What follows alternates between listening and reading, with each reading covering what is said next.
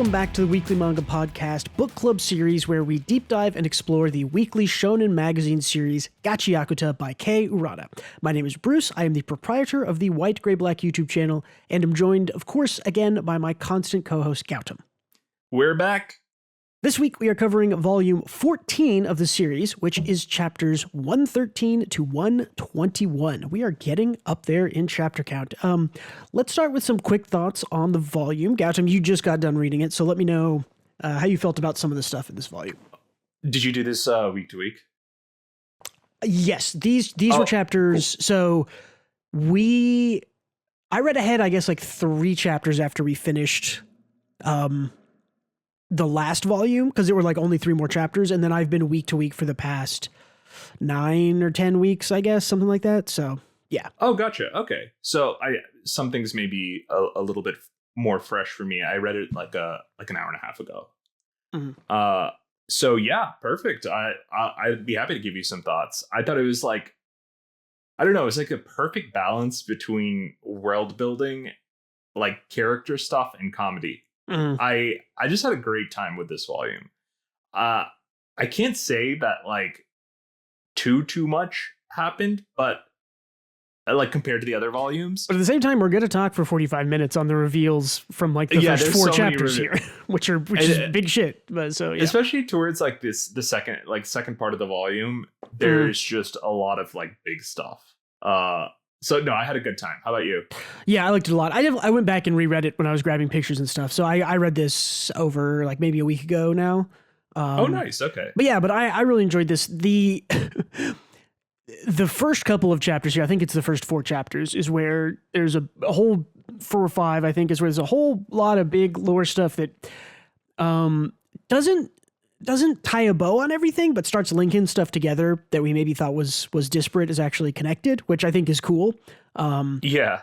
So I really enjoyed that. And then, like you said, again, lots of comedy in this volume that I liked. I don't know. This is what I think GACHIAKUTA is really best at, is that it never loses the fun of being a fun action battle shonen. It's always funny. It's also serious and cool action and interesting characters and cool world development and cool mysteries. It just does everything so well. I'm just continually impressed by this series. I'm also appreciative that the jokes are actually good. They're actually like entertaining and fun. And the visual gags too are always goofy. The art. Yeah.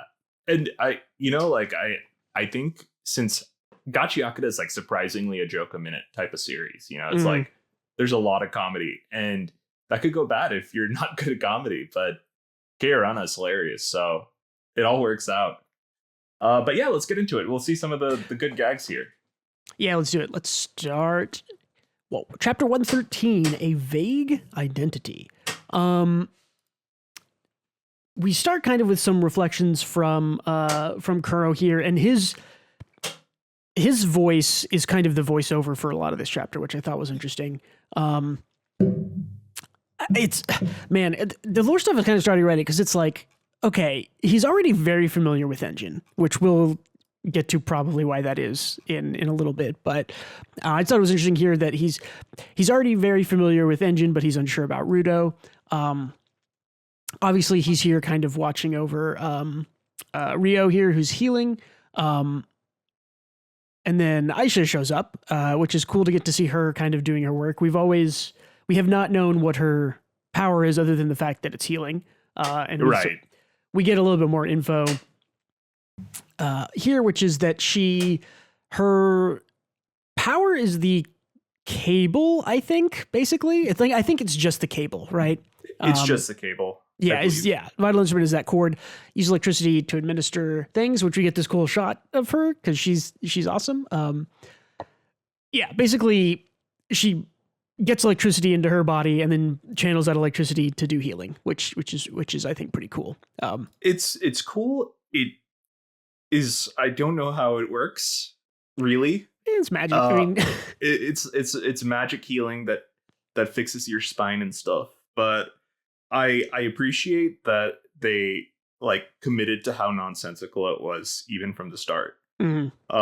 With how she learned about it, because her granny was like defibrillating herself Yeah, I think we get to that kind of at the end here, but she basically, it's interesting here. It says like, yes, like she has pure heart and inherent kindness. This is a power that only she can wield. So I'm wondering if there's something about how kind and sweet this girl is. The fact that she has a vital instrument means that she can't use it for harm. Because you can imagine a power cord like that could be an attack vital instrument, right? Like it certainly could, electrify her and give her electric powers or shoot electricity or something. But instead, she channels it to heal people. So I'm wondering if we got a little bit of like and I think we kind of know this already, right? And that kind of the personality and intent behind the owners of the vital instrument define how they manifest, I guess you could say, because Ruto can make a bunch of different stuff and he always kind of makes what he needs at the time. So that kind of shows us, I think,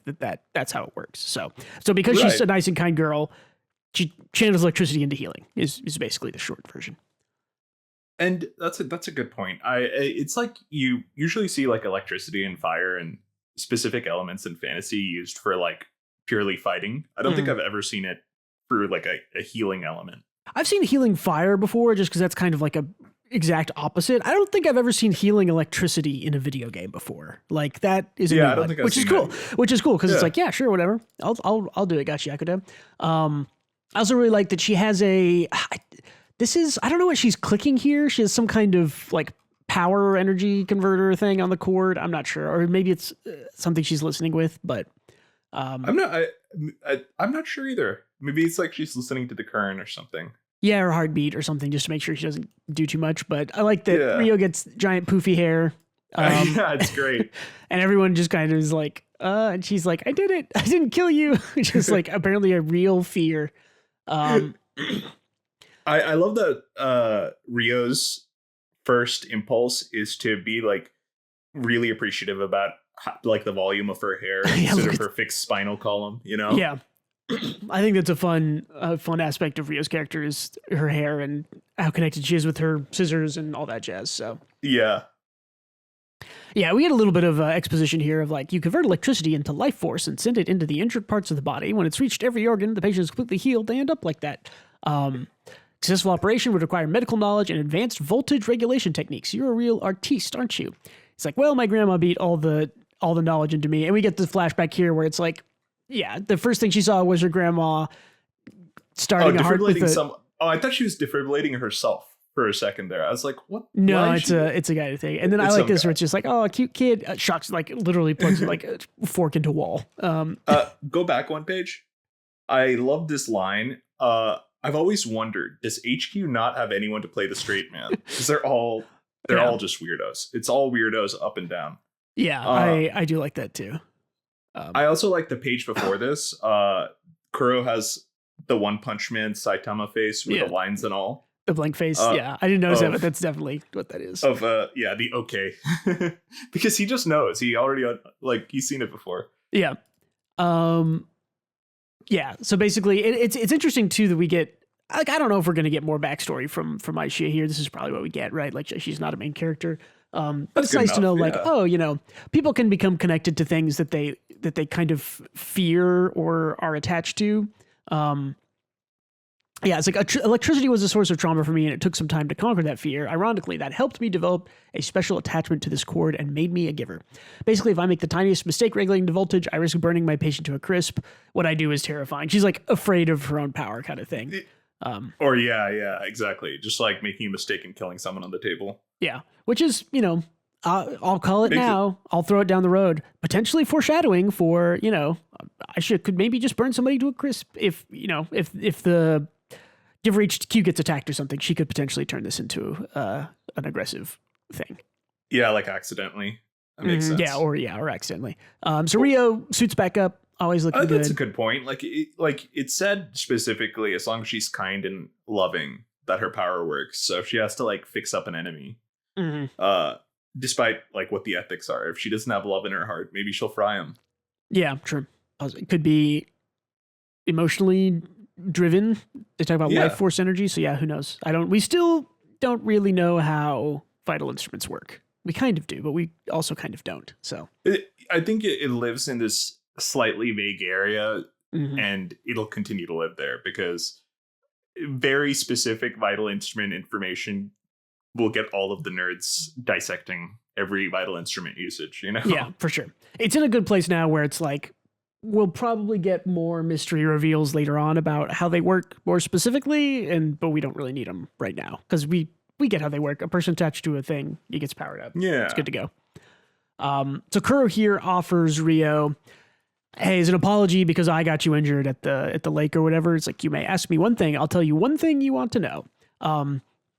And Rio's suspicion here, I enjoy because, this guy took them on a wild car chase with a bunch of trash beasts and then into a trash forest where there was another huge trash beast that hurt Rio and attacked everyone else. And she's right kind of to blame him for it, right? Because if he knows everything, why did he, let people get hurt, blah, blah, blah. I don't think she is blaming him here. I think she's like more so suspicious because she's an assassin, right? So I'm sure she's worked with these underworld types before, and usually they don't give a shit.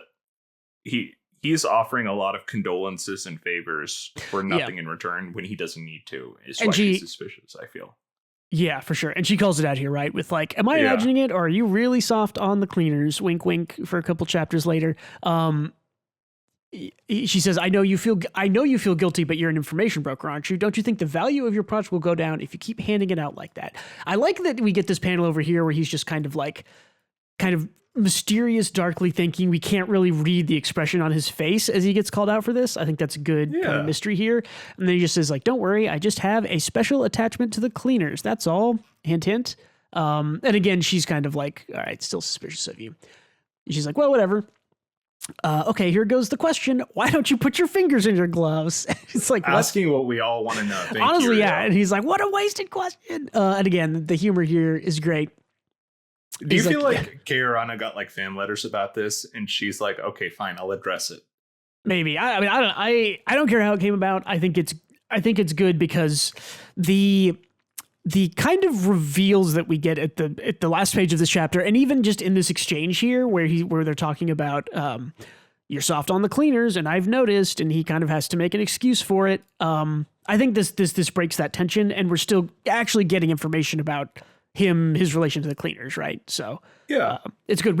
She already gave us information, and she goes, I don't need to give them more. The reader and Rio did get something out of it, so make it a joke, and it's funny. She definitely got fan submissions on this. 100%. Yeah, potentially. I do like that he brings up here again. We've gotten I don't know when we're gonna get to Rio's backstory. Clearly it's potentially more important than we know right now, but Kuro says here, right, don't you want to know anything about your mother? And we get kind of, the back shot of pensive thinking or whatever you say. And she just says, he says, you really do know everything. He says, thanks. And she gets, I don't know, angry, mad, more pensive, like nobody asked you. She just has like baggage for sure. We're surrounding her family. Mm-hmm. Yeah, for sure. She's got a lot of baggage. So if you're that desperate to tell people stuff, forget about me. Tell Rudo what that trash beast at Tori really is. So again, we are actually getting a lot of information kind of revealed here. Or maybe tell him your real identity. And she says, like, got it, then get lost. So I don't know if this necessarily implies that Rio knows more about what trash beasts really are, or knows more about Kuro than she's letting on. I don't know. I don't think so. I think she just knows that there's more to be said about both of these things. She knows there's mysteries here that are important, and hey, if you want to reveal information, tell us what this is. Tell Rudo what this is, because he wants to know and it's important. So, right. Yeah. And this obviously kind of pissed her off because she's, got it, then get lost. And here we get kind of the big thing. So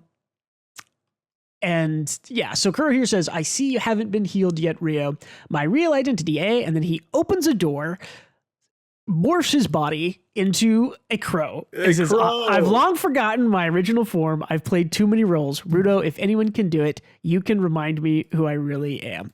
The crow, if at all, bro. We've been talking about crows. We have been talking about crows. And this, yes. And so we'll wait a couple of chapters for the next part of it. But this essentially confirms to me that Kuro is the crows that we've seen watching things, and he gathers information by being a crow and seeing things. Like, this is how he knows stuff. This is his information, right? Yes, I think that it's just there. It makes sense. Yeah, for sure. I mean, this is the reveal. This is the reveal of the chapter. So with him mentioning that he has a specific soft spot for the cleaners, I wanted to show this. This is the cleaner emblem, and this is a crow, right? There is the eye in the center. There's the beak of the crow. There's the wing, and then it's surrounded by, I don't know, the sun or something like that. Like, this is the cleaner's emblem, which I don't know what it's supposed to be, but like, this is the image of a crow. So I'm going to plant that seed now, and then in 2 or 3 chapters we'll come back to it. I buy it. Yeah. Yeah, you buy it. So and the sun symbol also makes an appearance a little later. I'll point it out. Oh, okay. Maybe it's a stretch. It might be a stretch. Forewarning. But yeah, either way, no, I think you're onto something here. Also, it has 8 quadrants on the sun, which I believe is the same number of quadrants that Engine's umbrella has. Don't quote me on that. I could be stretching there also. Okay, that's a crackhead theory. I'm just saying, it's all connected, man. But yeah, I think we can move on unless there's anything else in 113 you wanted to mention with Kuro. Oh yeah, I guess in regards to crows, Zoloft, God, what's his fucking name? Zodal. Yeah. Zodal eating a crow. Is that okay? We know the dude eats everything. Fine. Yes. He eats literally his own cloak in a few chapters here, but he's eating a crow. I'm wondering what that foreshadows, because it's too intentional for it not to mean anything. Yeah, for sure. And I will, and we'll talk maybe about it in a little bit, but my guess is that Kuro and the crows are not like singular. Like there's a multiple personality, multiple entity, like hive mind type thing that could be going on here, right? The boss has control over the info broker crows. That's my assumption. If we're gonna tie him to the cleaner, then the info brokers can't be an independent agency. And he did mention he has a soft spot for the cleaners. So yeah, well, and here's maybe a simpler example. If this could be some Disney stuff, some Disney shit, right? Where it's like, when he's a crow, he can talk to other crows and ask them to spy for him. Like, that's the simplest explanation. Maybe it's just that. So, but how does that tie into the cleaners and their crow symbol that you showed us? Well, we will get there. And because that's the simple explanation. That's not my theory explanation. But we do have to read like 2 or 3 more chapters to get there. So. Got it. Cool. You're ready to go to 114 then? Yeah. Cool, let's do it. So 114 here, this is, I'm going to have to remember all of the names. Tamsi. Yeah, well, Tamsi and Rudo are here watching over, what's her name? Amo, yeah. So let's talk about Amo here. Is like she's asleep, she must be tired because they basically just rescued her at the end of last volume. Yeah, and there's a little bit of confusion on Rudo's part, obviously, because he thought that it was the Raiders who had taken Amo and her shoes, but it turns out that the Raiders got Amo's shoes, but they did not take Amo because Tamsi took Amo. Yeah, like, did the kidnapper really just want to make Amo suffer? Like, he's confused about what's happening because things aren't lining up, which I think is good for our main character to notice here, that something's a little off. And we don't fully understand Tamsi's intent either, but seemingly, yeah, he did kind of just want to make Amo suffer. Because he bought that whole cake and ate in front of her. True. Yeah, and I think by extension, maybe making Amo suffer was a make Rudo suffer thing. I don't know. Which I have no idea. Yeah, Tamsi definitely still a question mark on why he's doing all this. Tamsi does deflect a little bit, right? He's like, if you insist on finding the kidnapper, I won't stop you, but you have things to do, don't you? Like Sphere in the Ground, a part of the same world, they're connected. The hint you need to get you what you want might be lurking closer than you realize. Haha, hint, hint. It's Tamsi right here. This is the fucking Breaking Bad scene where Walter convinces Hank that Heisenberg is still out there. It's like hubris, Tamsi. Why are you playing with fire, man? Yeah. It's also, this is dramatic irony. I had to remember which one. Dramatic irony is where the reader or viewer understands that something that's being said has a double meaning, but the people inside don't. So if you're in high school and you know what dramatic irony is, this is an example of dramatic irony, because Tamsi is saying, hint, hint, the hint you need, the hints you need might be closer than you think. And he is the hint because we know that he is somehow connected to the sphere. He can fly to the sphere using his power, or get on the sphere. He was on the sphere. He killed Rudo's adoptive dad, all that jazz. So. Yep. Exactly. Yep. Oh, wait, before we move on, I should just say the reveal of why Kuro wears his gloves that way is because it just feels good to do that sometimes, according to him. And then he literally, that's the answer. It just feels good to not put your fingers in the gloves. So there's your answer for any audio listeners out there. Yep. Well, yep. Okay, cool. Segue back, Ace. Yeah. So this, I think this chapter, I think it's this chapter, or maybe the next one. I think it confirms that we kind of had a discussion last time around, does Amo know that Tamsi is the one, or is she maybe just scared and suspicious internally? I think it kind of confirms that she... I think she does, right? I still don't think so. Because like immediately after this, right? So he kind of says a creepy goodnight. And then, I love this. They share the same brain cell. It's shown, it's known. Yeah. Do Rudo and Amo, they don't have a conversation in this? No. They don't. Okay, so maybe I was just remembering less stuff. So I guess it's still up in the air, because I was thinking that they talked a little bit more or something here. But I do love this part, though. Yeah, this is great. The whole-on goofy-ass gesture conversation where they're just nonsense. They're not even sign languaging. They're just nonsensically gesturing complex thoughts to each other and understanding. This is one of these things that I'm excited for the anime of this to come out, because this is the stuff that's like, it's like an even better joke when animated. It's like a great joke visually even here, but like I want to see them animate and do the subtitles, and I think that's just funny. But it's just great. I mean, even like imagining it in my mind, this is a funny joke. They are having an entirely like you said, complex conversation by just gesturing. And like, I have a feeling that Engine was just like Rudo when he was a kid. Yeah, I think they're definitely. I think part of Engine's kind of fatherly. It feels like more like brotherly, to be honest. Yeah, or like an older brother, but definitely an angle of like, I know what it's like to be this rambunctious kid like you are, because I was like that when I was younger. Like he's got that angle on him for sure. Oh, for sure. Yeah, but this is great. But they're basically talking about like, hey, we can't talk because if the choker person is listening, blah, blah, blah. Also, Rudo is like clearly like, you're telling me to lie to everyone forever? It's like everyone but the three of us who knew about the choker maker. They say it might be okay to let Rio, Zanka, and Gris know, but not yet. Don't rush anything. So still keeping it a secret. Rudo here reflects on, it's like, I think I heard the name choker maker from Kuro. You got to ask the information broker about the Watchmen series. What'd you find out? Yeah, he's sort of flashing back to what he told Tamsi, I guess, earlier. And Tamsi's definitely surprised, like, what? He doesn't even know. Did I ever tell Tamsi that the Choker Maker might have part of the Watchmen series? Oh, maybe somebody else told him. Again, I think this is another hint that Rudo is catching on to discrepancies in what Tamsi knows, what Tamsi says. This is just good foreshadowing for the future when Rudo, I think, will eventually realize that Tamsi is a double agent or whatever he is, right? Yeah, he knows that there's... I like how it's done, because he knows there are discrepancies, but he doesn't doubt Tamsi at all at the moment. But he definitely he's thinking about it, right? He's thought about... he's thought about it, yeah. What was it?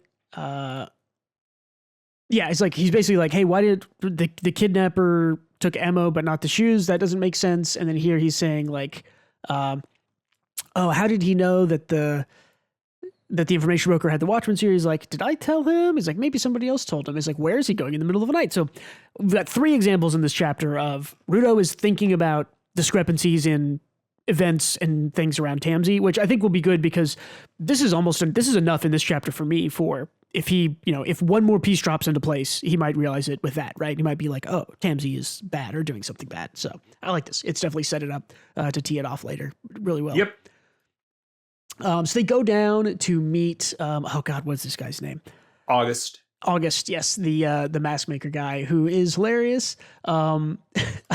Again, this is one of these, like, they're always like, I'm working, leave me alone or face my wrath. And Enjin's just like, bang, bang, bang. With a great serious face. Again, visual comedy here. He comes out with a crazy mask, which is funny. They start talking about the Doll Festival, which I think is maybe we get to it in the next volume or maybe after that, but it's kind of setting up what I'm assuming is going to be the next like major arc. Like Doll Festival, blah blah blah. Rudo says he hasn't been on the ground, he doesn't know anything about the Doll Festival. And he's like, for real, your life was 100% wasted. I must unenlighten you. Which is a great line. Really good translation here to have it in a goofy way like that.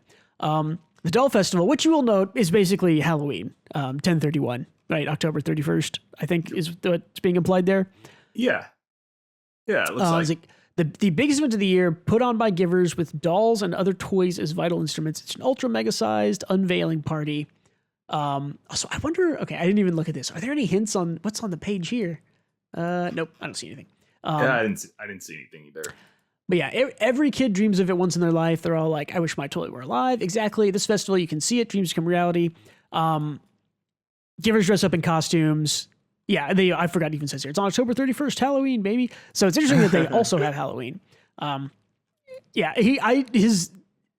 animated this guy is, I love, because he's squashed and stretched amazingly on the page here. It's such a thrilling event. This guy is like a Gurren Lagann character in GACHIAKUTA. Yeah, for as big and wild as kind of everybody is in GACHIAKUTA, this guy is like the wildest and biggest and most expressive, pretty much.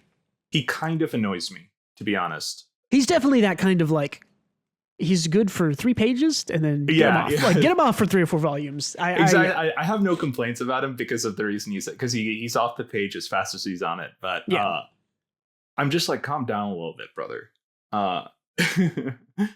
He's great. I do like the aesthetic of the Doll Festival. That one looks like the Nier Automata boss fight. Yeah, in the circus or whatever it is. In the circuit, yeah, in the theme park or carnival, place. Yeah, really interesting. And so I think that they're setting up for, because I think it's maybe in the last volume. Doesn't Bundus get told to go to the Doll Festival? I think that's in the last volume. Maybe that's in the future. Maybe I'm imagining it. I don't know. Well, we know they're definitely going to be there. It's like a place where everyone's dressed up. There has to be kind of villainous hijinks going on the side. Yeah, for sure. I also wonder, because Fu and he, that pairing has to do with a doll. I think they also might be involved, or the doll might.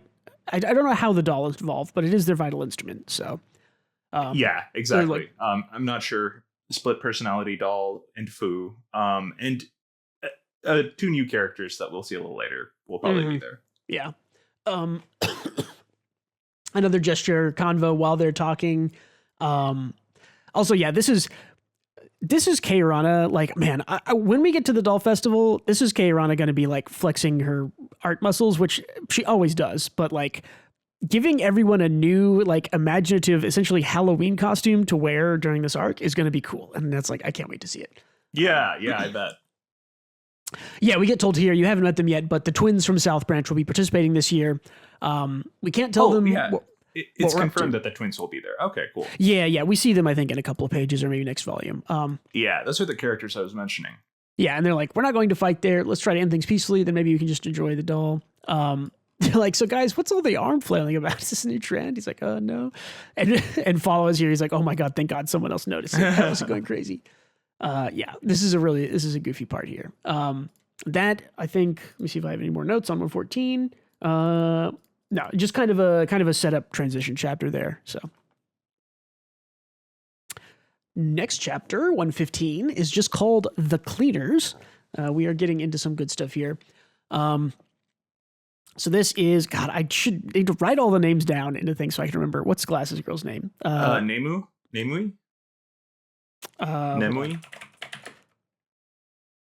Cleaners from GACHIAKUTA. Cleaners. No, her name is Semui. Yes. Semiu. Semiu. Okay. Yeah, we got it. Semiu. She is giving out kind of assignments now. They kind of talk about how they've got a pretty Pretty big job. I think I have lots of jobs coming in. We have Santa, right? Is this one? Bro No. Santa. Bro Santa. No, that's not Bro Santa. No, that's not Bro Santa. This is okay, it's good. I didn't close it. No, I did close it. This guy we have not seen since the Amo fight, really. This is Delman. That's his name. Yeah, Delman with the water hose that inflates human beings. Yeah, the water gun sprout thing. Yeah. Cool. So I like that he's back again. Consistent character stuff. I love how loud he is. It's funny that I hate August, but I love Delman. They're both definitely larger than life characters. So also they've been very on screen. And yeah, we get you finally decided to leave your room. Good morning, everyone. This, of course, is the Arca Corvus. I love how the boss is just like so fucking cool. He's great. Like, his design is awesome. Yeah, he has gravitas in everything he does. Yep. I thought that this was interesting. How Semu says it took you 4 days this time. Yeah. So he was cooped up in his room for 4 days. And was he though, or was he maybe off doing some other stuff? And this is like according to her, right. But this is apparently something he does often, though. Yeah. So, yeah, interesting that the boss is MIA for like periods at a time. Yeah, interesting that the boss is MIA at the same time that here. I'll stop here and I'll say it. It's interesting that the guy whose last name is Corvus is missing for 4 days in a time where the information broker named Kuro, who can transform into a crow, which is a corvid, happens. Did you make this connection? Yeah, we made this connection. Yeah, I guess we did earlier, right? But this to me, this confirms it. Like to me, it is confirmed that Kuro are the crows is Arca Corvus. They're the same person in some way in my mind here. I think you might be right. I think you might be right in that they're the same person, or they work hand in hand. Or they're. I only say that because Kuro seems to have his own personality, but also Corvus does know everything, so they clearly share the same information. I think one thing I thought was interesting about Kuro is that he said maybe Ruda will be the one to find out his identity or who he is. Who he really is. Yeah. Well, and this kind of ties into kind of what I was talking about with like multiple, like a hive mind type thing, is that it's very possible that what it could be Corvus is the master and he has his crow servants and those crows can transform into Kuro, right? And there's lots of them. It could be something like that, right? Or it could be that that Corvus can transform into all these different personalities, which is kind of what I more lean to, that he's got, kind of different personalities inside him, which I think we saw when what's-her-name read Kuro's mind, right? We saw like he was playing a bunch of different roles over time in the past. Yeah. So to me, that lines up with, I don't know if Arca Corvus or Kuro are the technically like real person, real actor, whoever this is, right? But there's someone in the past that was the real person, and they're related, I think, to Cerberek and all those old, the old stuff, right? Like this. One of the reasons that what's-her-name got her mind overloaded when she read Kuro's mind was that he was filled with like hundreds and thousands of years of memories, right? Like too many memories for one person. So that tells me that he's probably the same as Arca Corvus, who obviously knows a lot of stuff and uses his cleaners to do stuff. And why does Kuro have a soft spot for the cleaners? Because he's technically the leader of them? That's kind of the simplest explanation that, so you think ties it together. Like kind of one and the same? They're all basically the same thing. I won't necessarily say person, but I think that they're all the same thing, which could be some kind of awakened, human vital instrument, or could be some kind of awakened trash beast, or like a very old, powerful, like if you think about the Watchman, right? Like he's this very powerful thing. We don't really know where the power comes from, but he's this big, powerful thing that we assume used to be a human, right? Heavily implied used to be some kind of human with power. So I don't see why it's impossible for some other very old, very powerful thing to have been enlightened into some kind of, hive mind type thing that can live forever and transform himself into different people and be all these different personalities inside and turn into a crow and be multiple crows. And it could just be the same kind of like thing, right? Like that's what I think is happening here. Something like that. I'm curious because I think you might be right. I'm split between that theory and the theory that they're all individuals, but they can they all are part of like a secret agency kind of a thing. I don't know. It's so on the nose. We had already picked up on the relation of crows to Archicorvus, right? And the fact that Kuro turns into a crow makes me think that, I guess if I had to just like lock in stone one prediction, Archicorvus to me is like the master, the main body, whatever you want to say.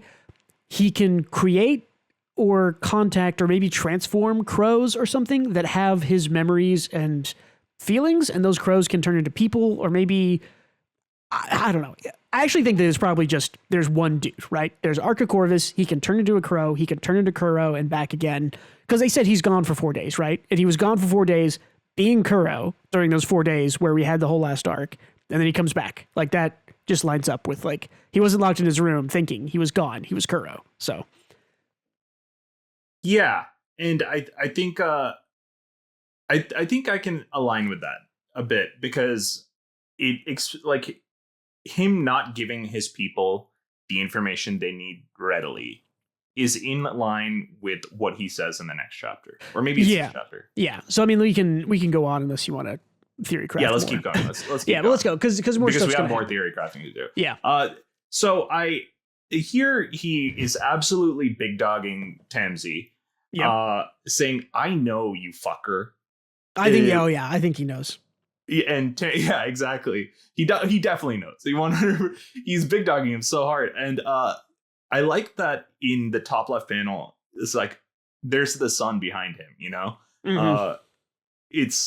He's like towering over, his face covered in shadow, imposing, really kind of intimidating Tamsi here. I love it. Yeah, this is the there is every frame a painting about how to block dialogue, about where people stand has a relation to the power they hold in the conversation. And this conversation is Archicorvus exerting his massive power and knowledge over Tamsi. Because I think he knows, which is interesting to me, because why is Tamsi still in the cleaners if Archicorvus knows that he is doing bad stuff? Like, it doesn't all make sense.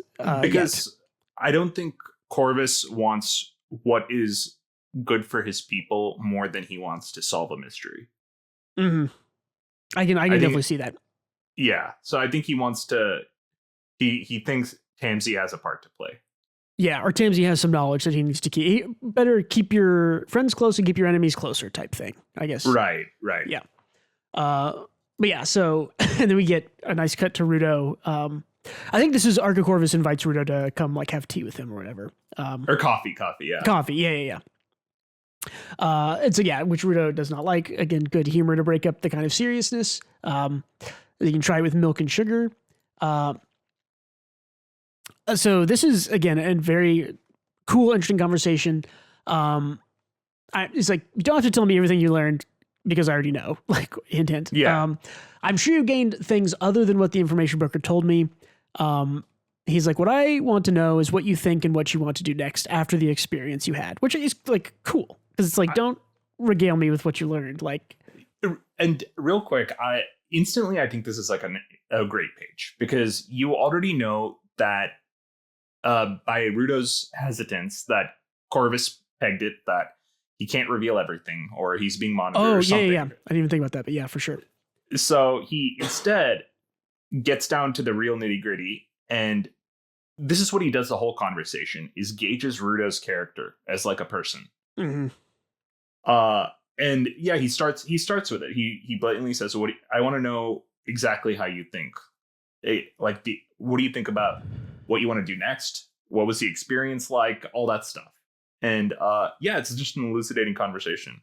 Yeah. I also think that this relates a little bit back to Corvus's history. I think because this is Canis Shirobrek, right? Who is like the old ancestor of Rudo. You assume, because Kuro said that he knew Canis Sherbrek, right? When they got the chest or whatever. Right. So if you assume that Kuro is Arca Corvus, to me, it seems to me like maybe, let's say 1,000 years ago is when this happened, just to simplify it. Like 1,000 years ago, Arca Corvus knew Canis Sherbrek, and Canis was the leader, and he knew what to do. And Arca has been kind of lost trying to be his own leader, but he doesn't have Canis to lead him anymore. I mean, he doesn't have any Sherbrek to lead him. And now that Rudo's this here, is what I believe too. And I think let's keep going because the next few pages kind of confirm this in my eyes, or solidify the theory. Basically, Rudo's talking about his personal failings, but he's happy that he saved Amo. And you see a warm smile on Corvus's face. Because of Rudo's like incredibly earnest and sincere and pure answer. Yeah.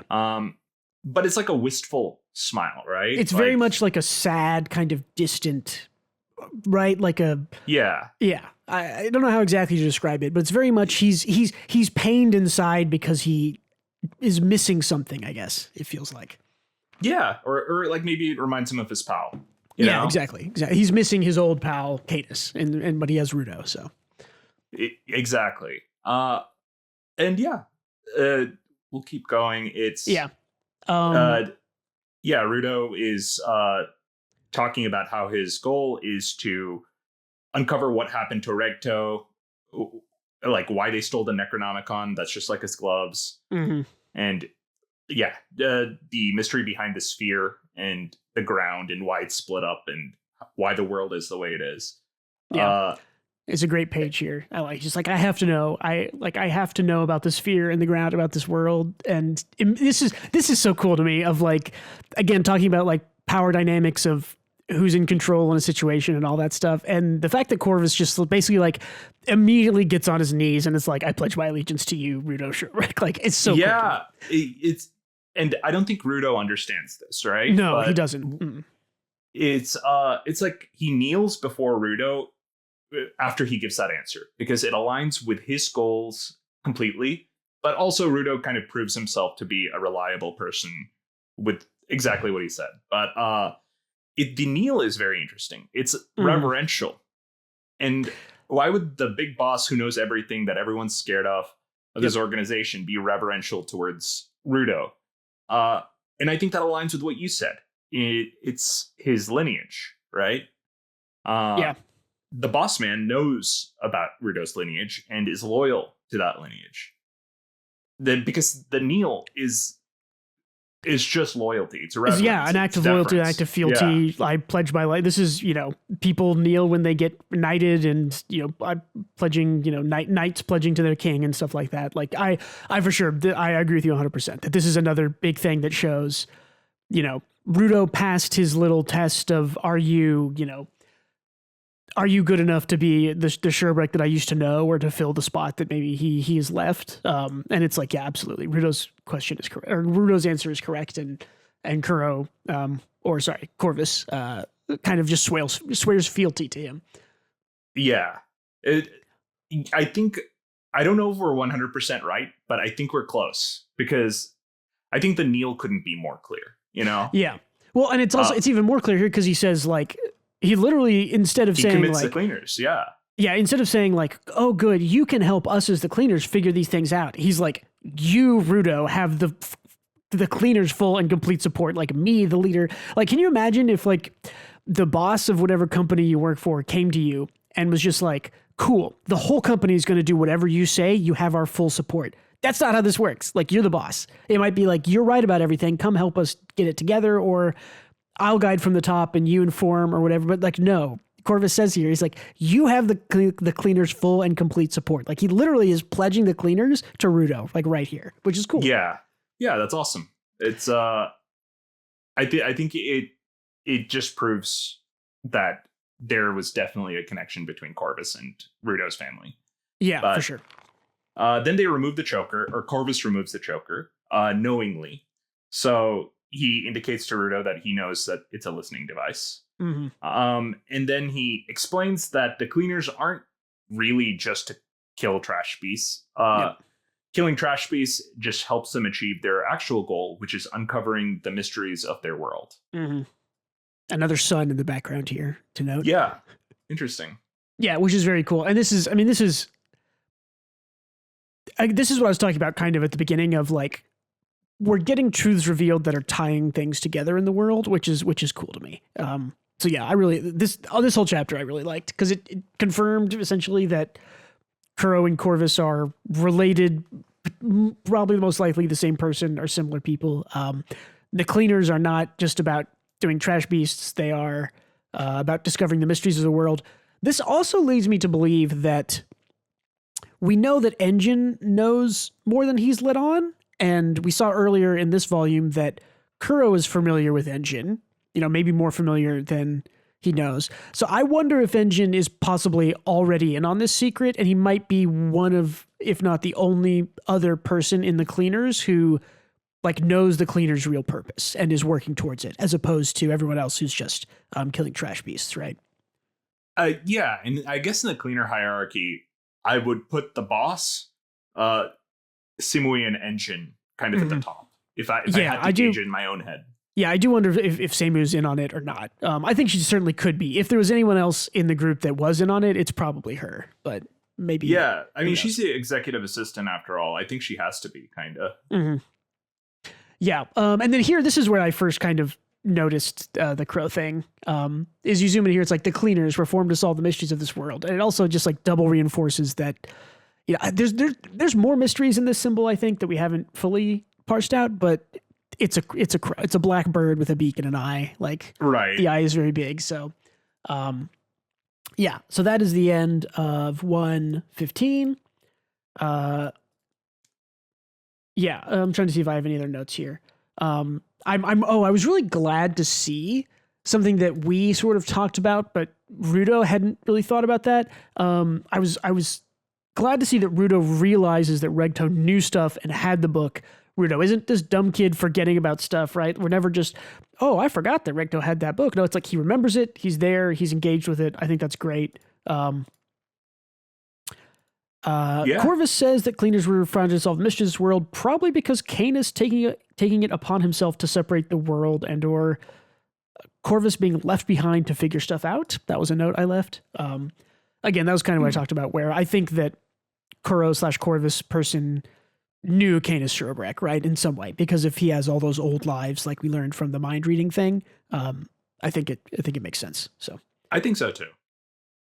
Yeah. And as we go to the next chapter, I have a theory on the Necronomicon, but we'll get there here in a sec. A big title drop in this chapter, which is Rudo Sherbrek the Cleaner.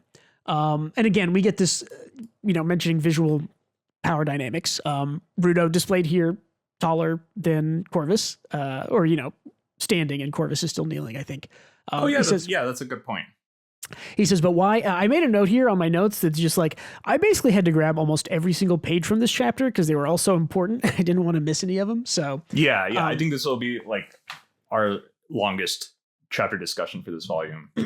Yeah, because there's just a ton going on here. So certain texts that have been on the ground for more than 150 years, for some reason, seem to have faded in unnatural places.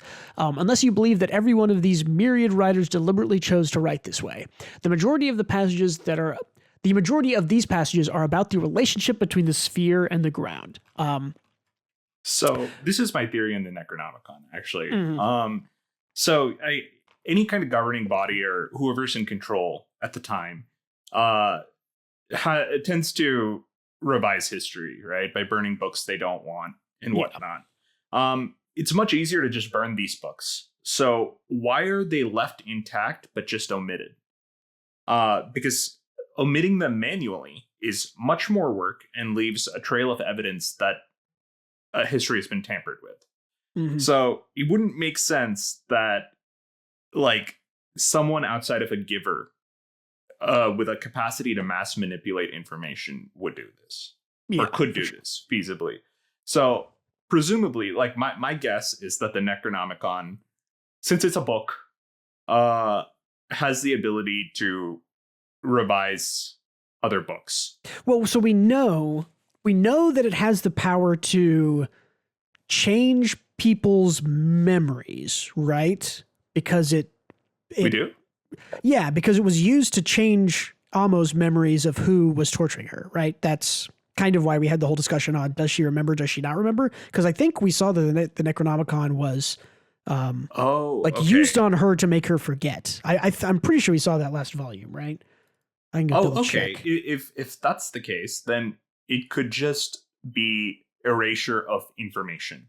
Yeah, I think that's what it is. Is that it's that someone, because we know the Necronomicon was on the sphere, so either Regto or potentially someone else said, the more people know about the relation between the sphere and the ground, the more maybe dangerous it is for me to be here, or the easier it is for people to go between them. So I need to erase all this information about the relation between the two.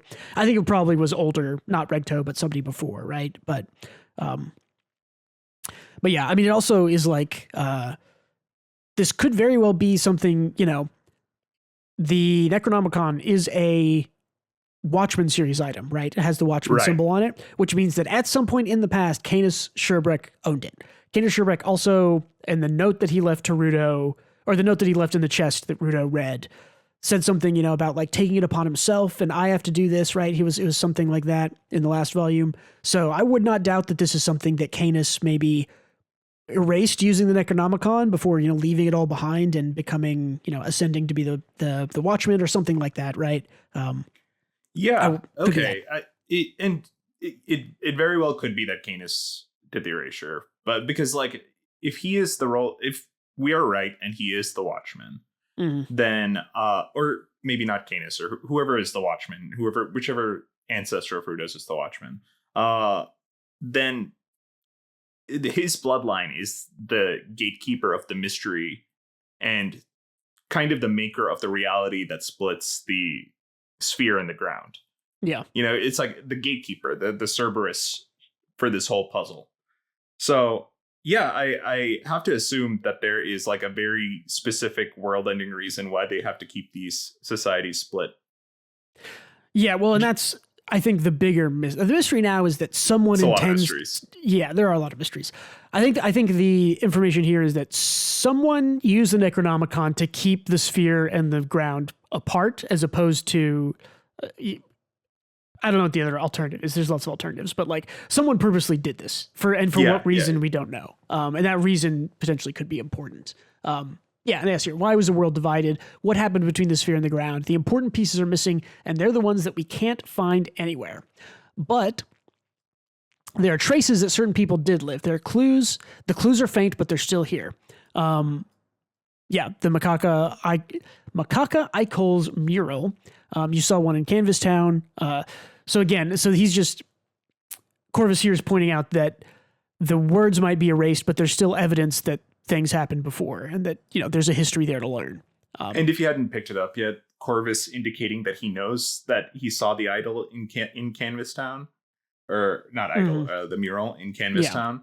And we saw showing that he's a crow. Yeah, exactly. We saw a crow there. I think during that. For anyone who hasn't gotten it by this point, I think it's like Urana continuously giving us hints. Yeah, for sure. There's also something interesting here at the top of this page is that there's just a panel of Corvus looking sad, and then kind of an empty second panel, and then he says, the first cleaner noticed these clues and started looking for vestiges of these people, but the ground is not the kind of place that makes it easy to find things. Do you think Arca Corvus is this first cleaner he's talking about? I think it's Rudo's dad. Okay, yeah. Or you think it's Rudo's dad or Canis? Or ancestor, yeah, Canis. Yeah, Canis Sherbrek, yeah. I think either of those are possible, for sure. I definitely think it would be interesting if I've kind of assumed so far, actually, now that I think about it, that Canis Sherbrek was more responsible for the sphere and the ground splitting and all of this stuff, but it actually might not be that. It might be that happened and they were trying to figure it out and, learned some stuff, but not enough. And then, who knows? Something like that. So who knows? Maybe they learned a dark truth that no one else should find out. Yeah. And is therefore gatekeeping it. I don't know. I mean, I honestly, maybe, right? Mountains of waste too large to ever fully dispose of, and monsters made of trash kept getting in the way, and the first cleaner was forced to realize that one person alone can do nothing. I don't know. I think this looks like... Doesn't that look like Corvus from the back, kind of? I don't know. It's hard to tell. I don't know. But he's I also don't think so. Corvus has different drip. Yeah. But he could have had a phase. Well, also notice that this is at the pool where they had the fight previously, right? Where the chest. Oh, you're right. Yeah. So where this trash beast is. So this could be Canis leaving. Oh, it's definitely Canis. Leaving that his makes note. sense. Yeah. So I actually think you're right now. This seems to say that Canis is probably the first cleaner, quote unquote. Yeah. Good point. I didn't even realize it's that trash beast from the forest. Mm-hmm.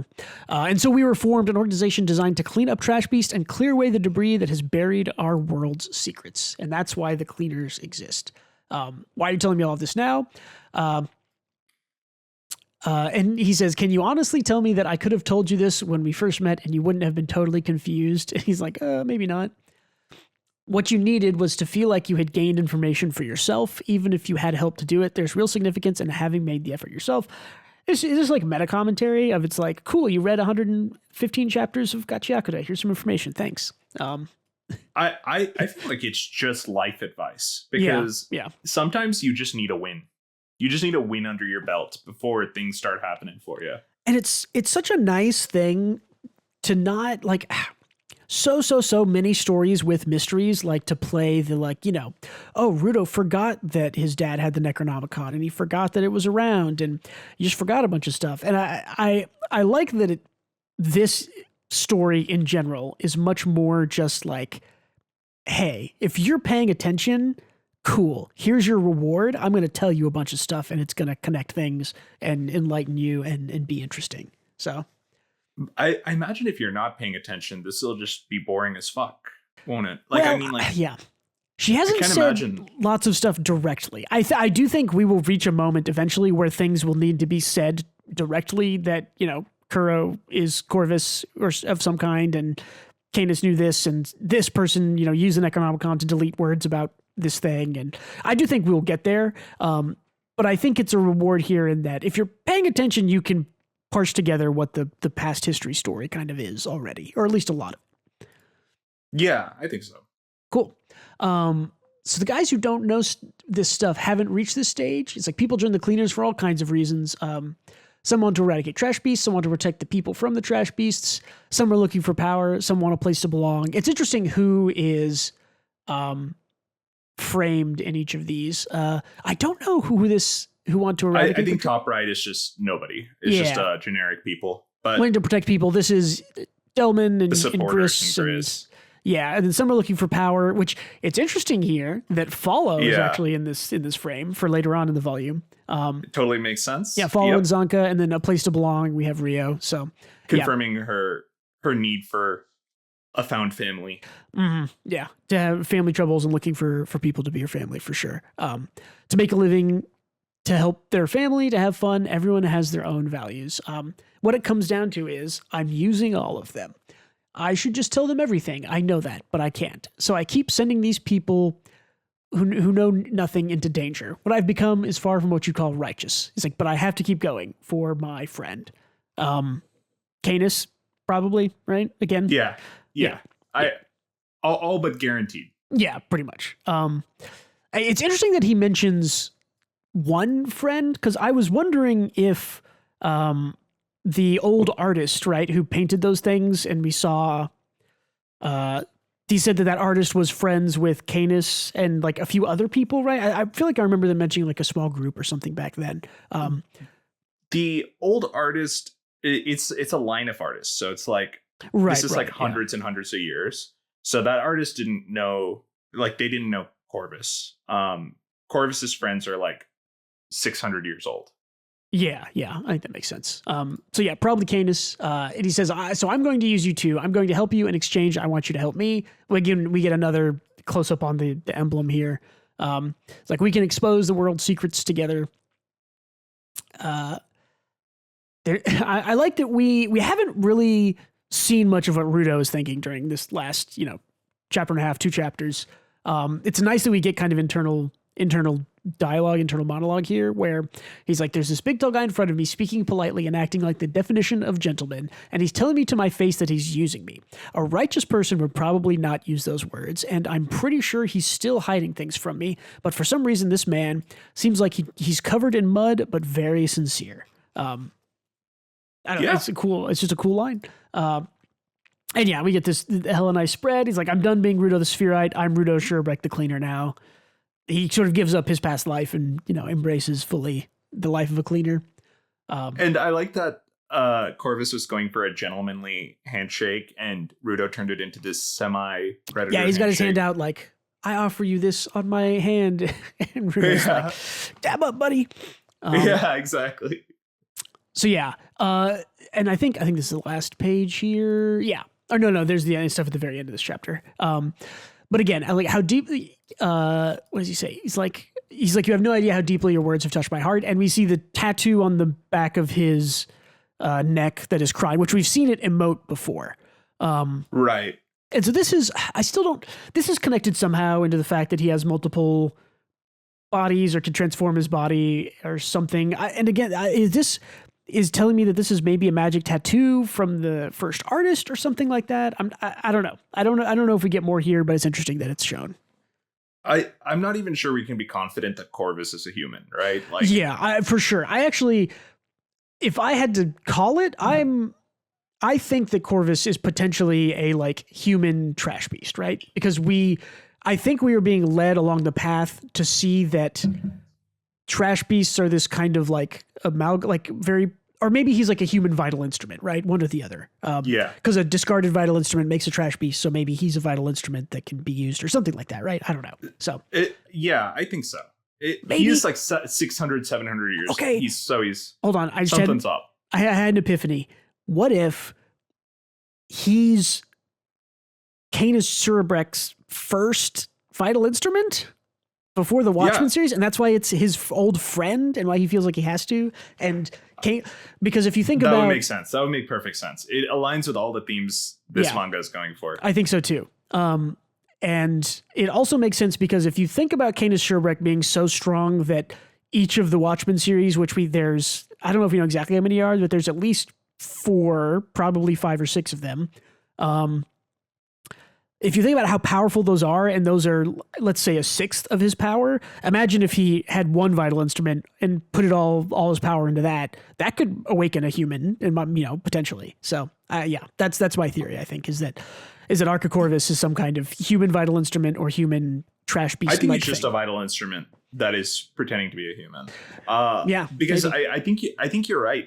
Because it's like the theme of all of this is like relishing broken, unused things, and that these objects have feelings and personalities and can turn into living creatures. So when he says his friend, I think Urana expects the audience to anticipate his friend like that they were human friends. But it makes so much more sense that you can be friends with an object, because that's what this story is about. For sure, yeah. I mean, Rudo has shown us time and time again that the trash things that he cares about he imbues them with personality, and those are his friends, and he's sad when they go. So yeah, I think that lines up perfectly. It would almost surprise me now if he's just a human guy. Okay, the other alternative is, because on one end of the spectrum, I'm thinking like maybe Corvus used to be an item that was imbued with so much power and love that he became a human, or it could just be that like maybe you're such good friends with someone that means that they're awakened with the power of vital instrument, or maybe Canis is just so powerful that if you're friends with Canis, you become a vital instrument, something like that. I don't know. Could be either way. I'm not sure, but I think you are kind of on the money in thinking that he is just a vital instrument. Yeah, I think so. Yeah, I'm curious to see how it plays out. Yeah, we get an interesting end to this chapter, which is we get this kind of flashback memory reveal, I guess you could say. Let go of me, this is right, this is a blessing. Let go, stop me. At least let my sister go. Listen to me. And then he cries for mom. And we get like, this is a world where things are taken from you, no matter how hard you fight it. Then this time I'll be the one doing the taking. And this is Zodal's kind of a little bit of Zodal origin flashback, just a couple of pages of it. He's eating his cloak, man. He loves eating. Yes, he is. Well, and we talked about how there's a big theory that he can, whatever he eats makes his cloak have different powers, right? We talked about that, I think. Yeah, I think he explained that. Right? Did he explain directly? I don't remember. I don't remember because he eats the leftover crow and then he like gains wings and flies away was like the last time we saw him, right? Huh. I don't think he explained it, but maybe we just talked about it. I think we talked about it. I think it's a very leading theory, and I think it makes sense. So got it. But yeah, he's watching over Momoa, right? Is that her name? I'm forgetting the mind reader. Yeah, the mind reader girl. That's her only appearance. We'll get it. We'll get her name next time. Yeah, I mean, definitely. It's like we talked about when she went to sleep. It's going to be a big thing when she wakes up. That's going to kind of kick off maybe the next thing that happens. So, because she's asleep for a month. So yeah, Zodal. It's interesting that we are not leaving Zodal behind, even though he's not primarily in the story. We're still getting a little bit of him, and he's kind of always been there in the back, right? I mean, he shows up in like chapter 12 or 13 or something, right? As like as someone that what's his name is talking to, right? Who's the claw guy, the wild claw man?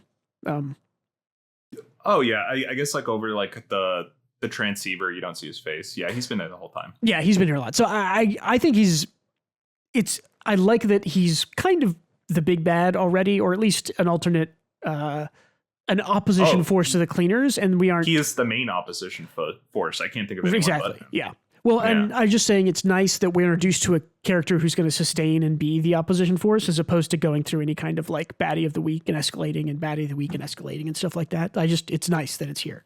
They've cut out all that fluff. So, and I don't even think it's like fluff or whatnot. It's just that there's like all of 4 fights in this series. Yeah, also true. It's just not like a battle action series. It has action in it, but it feels like more of an adventuring series. More of like a mystery adventure. Like exactly. Mystery fantasy adventure, but like, with combat in it. But yeah. Yeah, exactly. Yeah, I definitely agree. It's cool. Okay, so this was to take a break to talk about all the stuff that we already talked about. Was there anything else in those chapters and all these reveals of lore and whatever else that you wanted to mention that we didn't bring up yet? Oh, no, not at all. Okay, yeah, I think we got to it all, so good deal.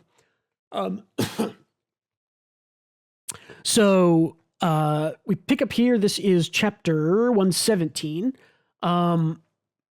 We have, I think this is Rudo here making a little to-do list and he makes like a Charlie Kelly. Yeah, conspiracy wall. Conspiracy on the wall. corkboard. Yeah. To try to link it all together. Also an interesting, I think this is the one with the cool title drop at the beginning of the end, the hero of the story, and it shows Rudo kind of doing good work here. And we have Seimu here is like, you are Rudo Shurek, the cleaner, aren't you? The cleaners have a job. Do you remember what the job is? And he's like, I love this. He's like, it's something I can't say it. I'm not supposed to say what it is. And he's like, she's like, it's exterminating trash beasts. We have tons and tons. Work orders are piling up. And he's like, oh, that's right. Which again, I like that Rudo is sort of like this cannot tell a lie good boy. Like, oh, someone, it's just great. It's like a good person is like, do you know what the cleaners are for? And he's like, I do, but I can't tell you. I'm sorry. It's like, it's exterminating trash beasts. He's still not accustomed to rhetorical questions. I love it. Yeah, that too. I again, we get kind of a call out on, it's like, especially that engine, that deadbeat was already slacking off all the time to go after chasing women. Now that he's surgically attached to you, he never does anything. Which means, Rudo, I expect you to go out and complete your job today. He's like, yes, ma'am. I say, by the way, Zonka's recovered and he's already back to work. He's like, I'll try to reach his level, ma'am. Follow here, looking wistfully at trying to reach someone's level. We will see this come into play a little bit more. I also wonder I think that Engine being this like, oh, haha, I'm a la-di-da playboy and I chase girls. I think that's a cover up for I'm doing secret mission things for Arc. So you're saying it's like a Bruce Wayne. Yeah, exactly. That perfect comparison. It's a Bruce Wayne, and when you think he's out doing Bruce Wayne sleeping with ladies stuff, he's doing Batman investigation stuff, right? So I'm not sure I completely align there. I think he is genuinely a horn dog goofball. That's true. As well as a secret agent. I think he's more like like James Bond if he acted like Bruce Wayne. Yeah, James Bond maybe is a better comparison. Yeah. He's a suave guy, but he's there for the mission, really. Like he'll get the girl at the same time, but he's there for the mission. But right. I also think that maybe something we did skip to mention. We had asked maybe last volume or 2 volumes ago about like, why was Engine like there when Rudo fell? And to me, the answer to that is Archicorvus has crows everywhere that can see, and he saw Rudo fall and sent Engine to get him. Like, I think that's the connection there.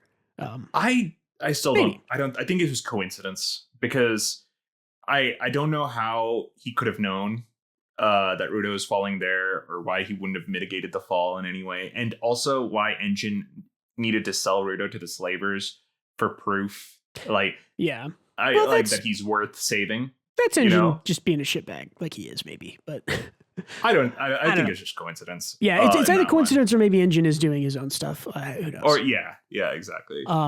Yeah, we get a meanwhile. This is it the South Branch? I think that's driving. Real quick, I think we should note that Follow is looking very sad and glum in that last page. Yes, he is. I'll try to reach his level. This is going to be Follow's kind of thing. Insecurity. Arc. Yes, for sure. More cool lore reveals in a chapter again, which you wouldn't expect it. It's like, oh, Mildreda, you were Saleya? And he's like, yep, my hometown is Senozama. It's like some trash rained on it and turned into a polluted zone 6 years ago. That's when the Saleya were basically wiped out. He's like, anyways, you know about the Saleya? That's useful. So Saleya is where electric hair girl.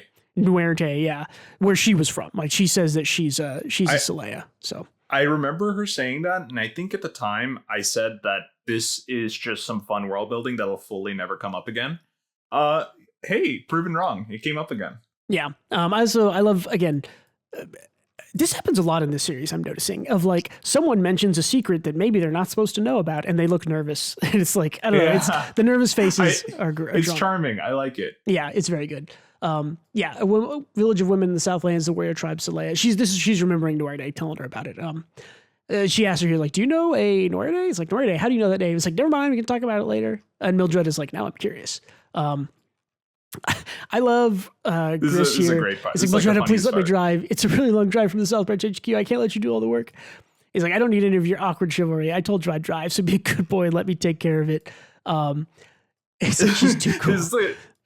I love this Gris reaction face because it's like dead serious. Yeah. It's like, she is too cool. Yeah. Yeah. It's also, so good. The community reaction to Mildreda has been big mommy vibes, which is great. Obviously. Yeah. For sure. And she says, like, besides, the more eyes you have on Fu, the better, right? It's like, even if the twins decide to trust him. And these are the twins that were mentioned earlier that we see. It was very funny. In my notes, I just put the twins, tiny little guys, and they're karate chopping Fu's head. They're just like, pow. Yeah. They're just bullying this kid. Yeah, I don't know. I think we only see them maybe one other time, but do we see them at all? This is the first time I've ever seen them. This is the first time we've seen. They might have shown up in the South Branch earlier. I think this is the first time we see them. We see them, I think, one other time in the future. Well, they'll be at the Doll Festival, according to Engine. Mm-hmm. Yeah. So while August is working on the Doll Fest costumes, apparently he's also redesigning all the cleaners' uniforms. I love that this is Kei Urana being like, I want to redesign all the uniforms. I'll just do it. Like, it's good. Yeah, that's it. I love it. So this is Follow bringing Rudo a cleaned uniform and then saying all the wrong things to him. He is like this. It sucks for Follow because he is like the sweetest guy. He is like so nice. He's a nice dude, and he does not get it. He just says all of the wrong things to Rudo, and Rudo also is like terrible at human interaction, so he doesn't really assuage Follow's like insecurities or problems in any way. So no, for sure not. I think a real mess of an interaction they have here. Yeah, these two are going to kind of keep running into each other, I think. But yeah, essentially Follow feels guilty that when they did the whole costume swap, that he ruined Rudo's uniform, and he also feels secondary guilt that Rudo was very willing to trust Follow with his greatest treasure, but in return, Follow did not want to share his in his own head because he thought Rudo would break it, and he didn't want that to happen, and he felt guilty that Rudo's trust went one way and he didn't reciprocate. He's guilty about both of those things. And in this scene, he fixes Rudo's uniform and says, "Hey, here's a new one. Take it, Rudo." Rudo's like, it's why? new and clean. And he's like, I've got a uniform. It's like, never mind. And then this is you've said you fucked up, Ron. You don't want to wear that raggedy old uniform. You won't be able to fight your best. And it's a big like, no, thank you. It's like, I can still a very cold no thank you. Yeah, this is, I mean, like I said, this is like exactly the wrong thing to say. Like to Rudo, who is specifically in love with old, trashy, thrown away things, to like tell him like, it's dirty, throw it away and take this new one. That's the opposite of what Rudo wants to do with everything. So. Yeah, for sure. And I don't blame Follow for this. I think this is like every other person in the world. Yeah, every other person in the world would have taken the new uniform and said thank you. But Rudo is not that guy. So yeah, he doesn't understand that he's like triggering Rudo with this stuff. Yeah. Yeah. Anyway, Follow feels like real bent out of shape about it. Rudo says, I can wear my own uniform. I'll just mend the rips and tears. I've been there. Yeah. And Follow's like, fine. I like how he says, besides, I've fixed up lots of things in my life, where it's sort of like, you know, I don't need new things. I'll fix up the old things, which is very much Rudo. Of course, to Follow, it just seems like a snub. It seems like he's just rebuffing kindness, right? He's just like, I'm being nice to him. He's like, no, I don't want it. No, go away. You are. Or I think the way Follow really ends up seeing it is that he thinks this will come into play maybe a little bit later. I think that's in this volume, or it might be like one chapter later. But is that Follow thinks the cleaners are all kind of high and mighty and they don't like kind of need the supporters. So 100%. That's kind of his insecurity, is that he's a supporter and the cleaners are the cool heroes, and he's not. He's not a hero, and that gets at him. Because why is Rudo being a dick here? It's like unknowable to Follow that, and it can't be known that Rudo is like values broken things. Yeah, and, like, it's completely opposite to normal people. Is what Rudo is. And so of course it ties into Follow's own insecurities that he's worthless and useless as a supporter. Mm-hmm. Like everyone says about supporters. Yeah. And it's a cleaner looking down on him, which I think it really kind of looking down on him. And is like, Rudo just started here, now he thinks he's better than me, kind of a feeling he has. Yep. Yeah, this is kind of where we start getting into this, I guess. We get the support, they get kind of some random, I don't know, montage of people talking about supporters, where the first guy's like, oh, the expendables? Like, don't call them expendables, man. Like, supporters, they're lackeys. It's like, what, you fight trash beasts, but you're not a giver, are you? What's the point? I've talked to the givers before. They're a bunch of babies who can't let go, but think that makes them superior. Normal people like us will never understand their breed, will we? Will we, baby? It's like, hey, Follow, guess what? I'm going to be a giver and join the cleaners. And then I love this ending page where it's like, Chapter 117, the hero of the story is what he could never be. It's great. It's great. Contrasted with this one, the hero of the story. The hero of the story. Mm-hmm. I also love the ending panel. It kind of feels like a teen movie. Like a Ferris Bueller, or like a breakfast club, like freeze frame throwing the backpack on the ground kind of thing. Mm-hmm. I don't know. It was a good chapter. Follow is emo for the rest of the chapters we read as well. Yeah, pretty much. He's got problems. I get his deal. I like Follow, is what I will say before I say that I find it all a little frustrating. It is frustrating. I think that giving us the hint about like, oh, I really cared about my hammer and I didn't want it to break.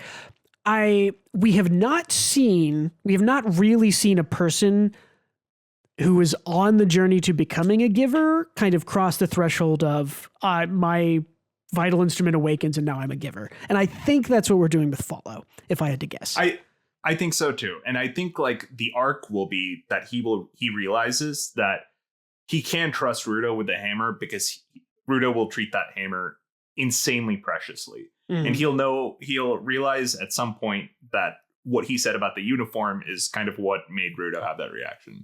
Yeah. And I think he'll realize that because he loves the hammer so much, it will always come back to him. He'll like personify it in some way. And maybe that's the thing that crosses over into like, you're awakened and you're a giver now.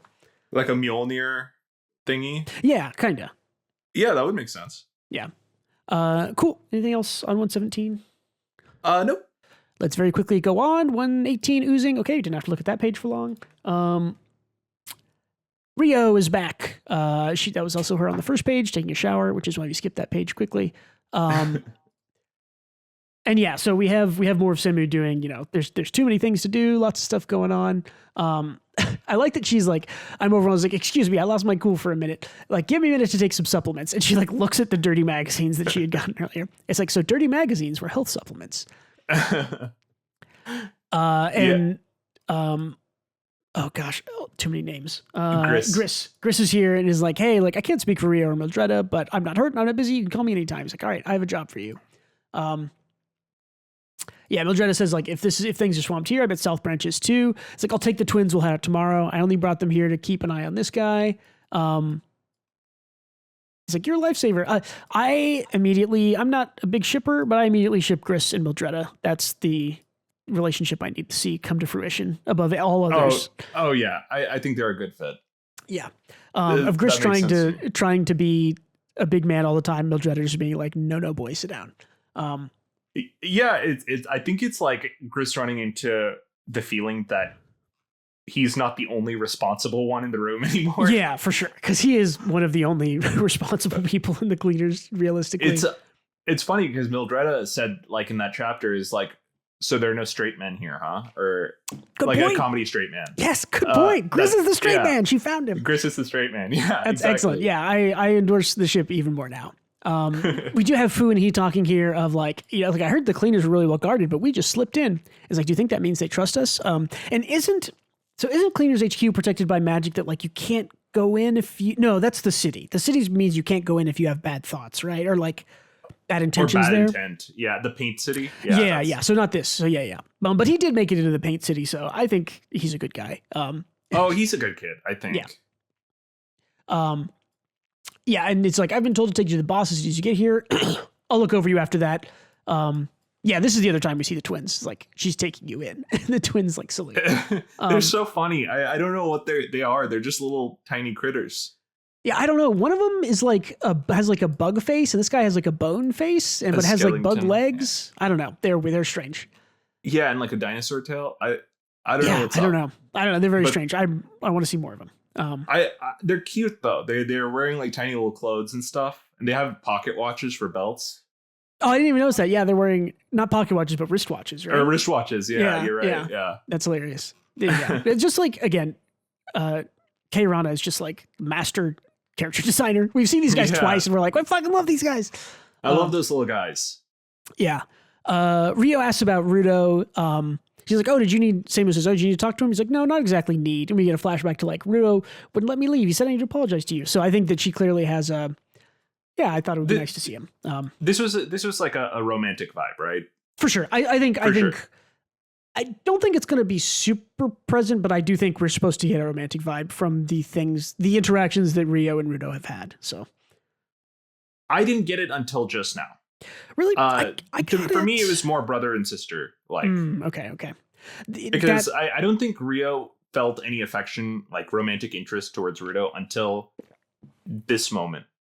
Until he was nice to her. Nice to her without expecting anything in return, and Kuro and all that. Yeah. Yeah, he had her back. And soon we noticed here, he's like, oh, okay. And she closed her porn book, which means it's like, take note, Yeah, she's gotten her fill.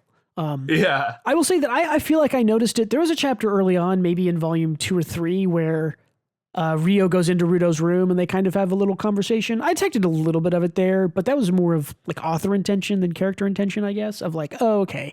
These two are having deep conversations about life. Maybe that's in the middle of the night. Yeah. But I know that exact moment. I didn't get romance vibes from there, mainly because Rio is very cold and guarded.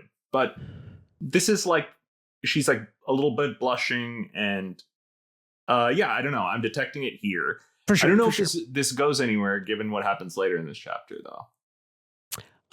Yeah. We'll talk about that.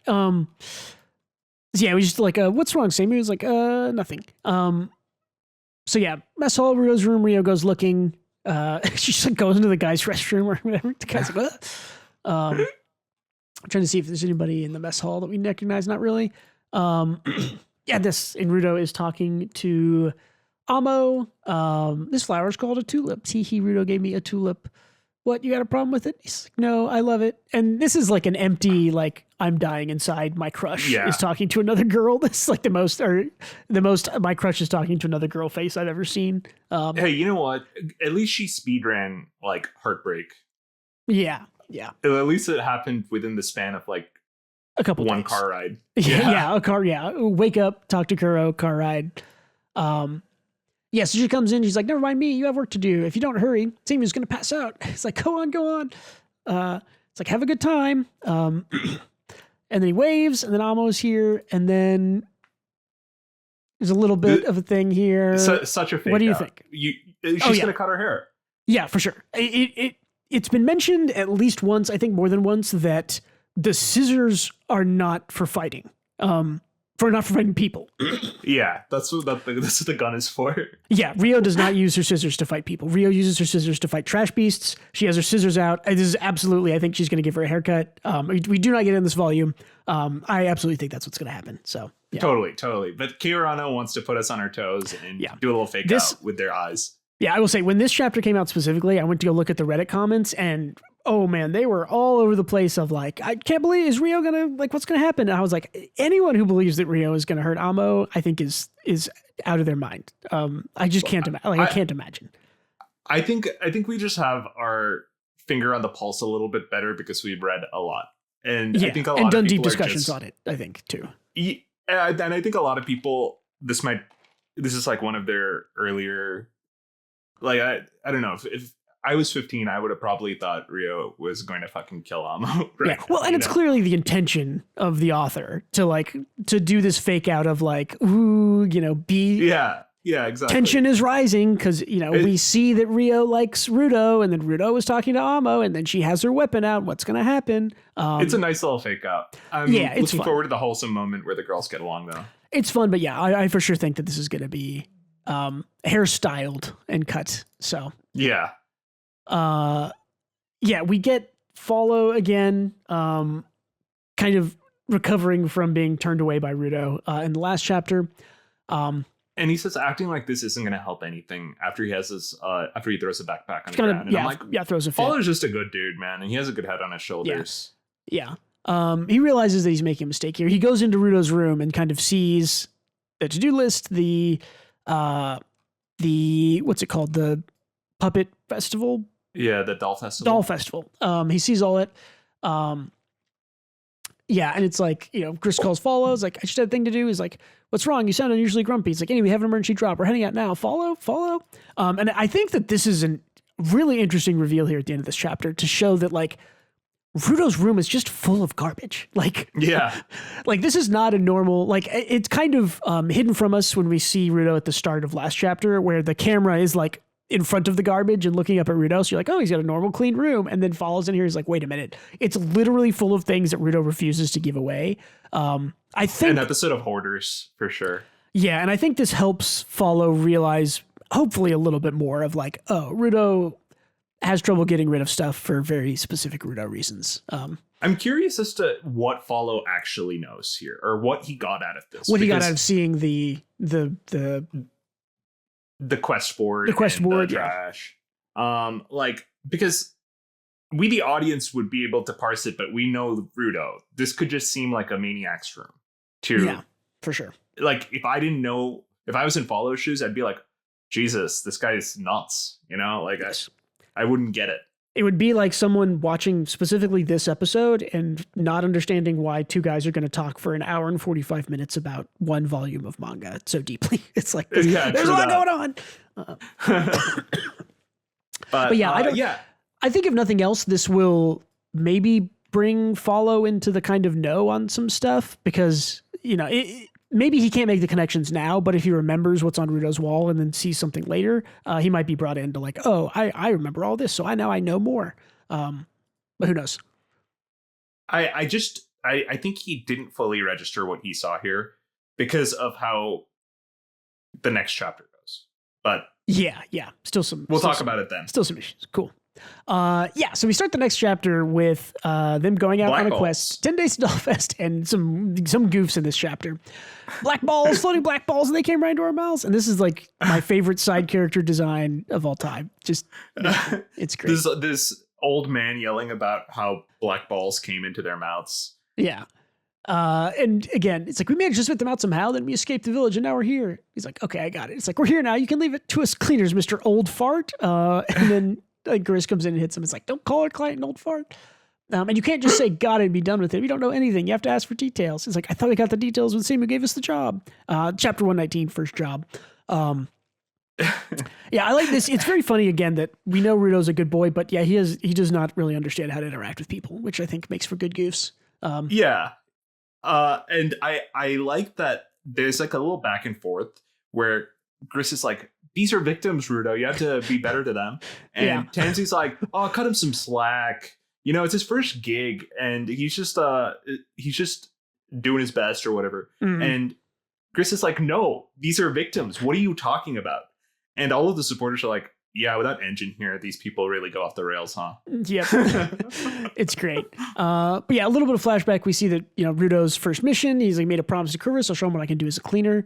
Again, I like how Rudo just cannot be dishonest. And he's like, to expose it. Like, expose what? No, I meant explode. Like, is there an instrument that explodes kind of thing?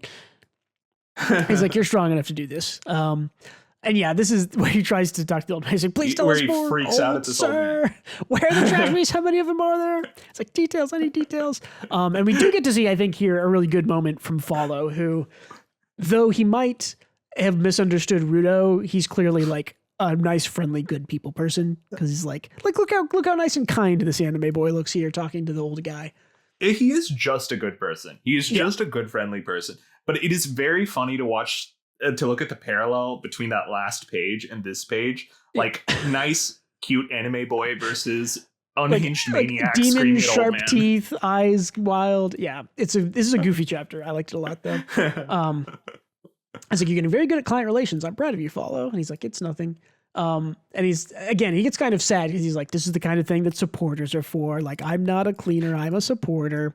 Yeah, I'm not good enough to beat trash beasts. Like, all right, okay, Follow. this is my problem. The frustrating part about Follow is that and I don't think anime does this a lot, because usually when characters brood, they get resentful, and Follow is resentful. Don't get me wrong, but he's getting passive aggressive. Yeah, exactly. He's an emo like 16-year-old boy. Like he's exactly. He's like, wow, you did so good, Follow. And he's like, yeah, I guess I'm good at this, but I'm not good enough to do this. Like, shut the fuck up. Like, dude, come on. It's like, I think like ultimately it's like relatable in a lot of ways, which is why it pisses me off a little bit to see him acting like this. It's like, I've been passive aggressive about things before, especially when I was this age. So it's like it's a very real, it's true to life for sure. Experience, true to life, exactly. Yeah, exactly. Which I think is why it's like even more frustrating. It's not some goofy guy doing goofy stuff. It's like, well, yeah, like I've done that. Where someone tells me good job, and you're like, nah, whatever. Like it wasn't good enough. Like, you make a 92 on a test, and you were trying to get first. You're like, everyone's like, good job, you made an A, and you're like, wasn't good enough. It's like this is exactly the kind of guy Follow is. A cool location here. Especially since Rudo is so direct. He's like, he understands that Follow is upset, but doesn't fully understand why he's acting. Like, he doesn't understand passive aggressiveness. No, not at all. Rudo just understands aggressiveness. Yeah. It's great. I love it. This design is cool, isn't it? Yeah, this is a really cool location. Man, if I just zoomed in on this and showed you this, would you be like, oh, that's Soul Eater? Because these look like Soul Eater houses and the windmill. I don't know. This all reminds me of Soul Eater here. I would have thought maybe Nausicaa as well. Just because the windmills. Just because of windmills and valleys. Yeah, it's a cool it's an interesting location that they're like. I guess this is because they're protected from the trash rain when they're under here, right? So. Oh yeah, that makes sense. Kind of makes sense, but they have like a farming thing over here too. But yeah, just an interesting location, I would say. So we find out that here's the little black balls. It's like, to get little guys, you need to get the whole surface. It's like, oh, what kind of, he's like, you need a net. It's like, he copied my thing. I love this. This is like the funniest chapter we've gotten, maybe. It's a very funny one. Oh yeah. That's a great ending. I love that we can still be funny with Tamsi.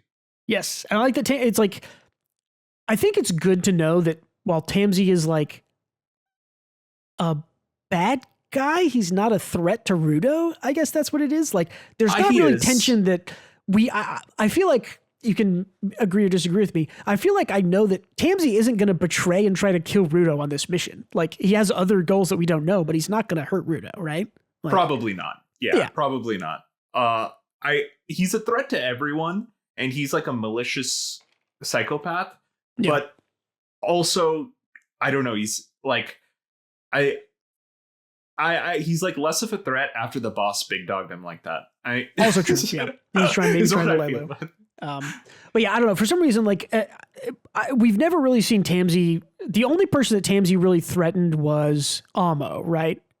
Where he said, but he's like, a real piece of shit about it. Yeah, well, he did, I think in last volume, one of the end of the chapters, he says something like, "Oh, I might need to kill somebody" or something like that, right? But like, he hasn't really been threatening to anyone yet, so I don't feel like, don't really feel like it's an issue quite yet. So, Rudo does say one kind of like foreshadow. It's in the next chapter, but it's the next chapter. Cool. Well, we can go on. Yeah. So another cool color page, chapter 120. The sun sets. The sun mentioned again.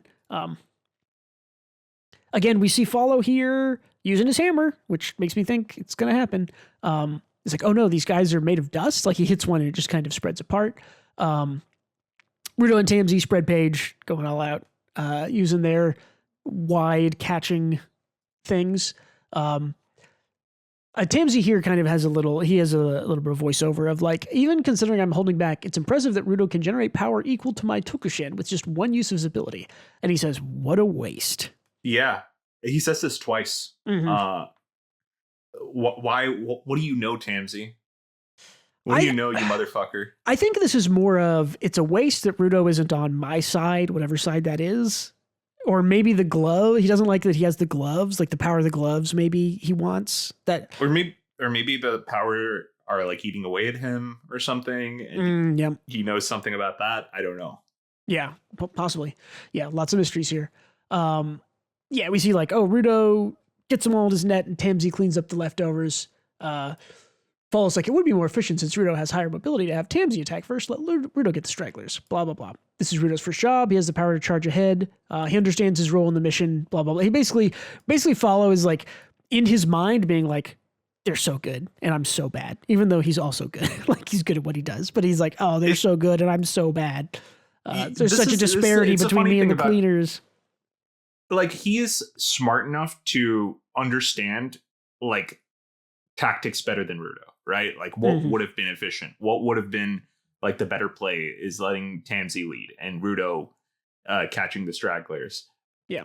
And he's still belittling himself despite having the competency to understand all this on such a level. Yeah. But he also understands one that like there is a better way to use the powers, but he also understands that, oh, but the way they're doing it now is important because it's Rudo's first mission, and he needs to, to have the role to give Rudo confidence by, being the lead on the mission and blah, blah, blah. So yeah, Follow is like the smartest, most in tune with humans. Wait, what was that?